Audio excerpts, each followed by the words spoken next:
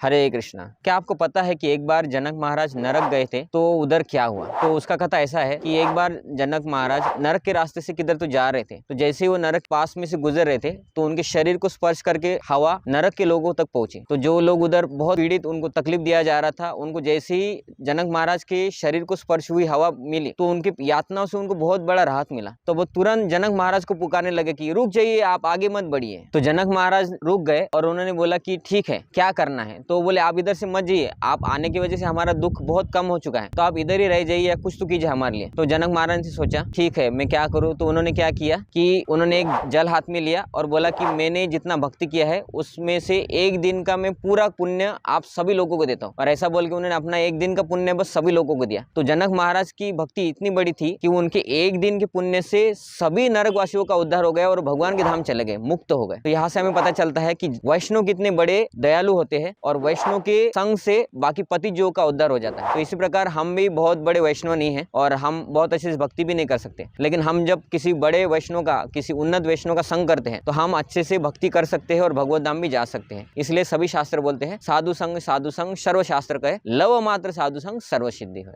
Hare Krishna.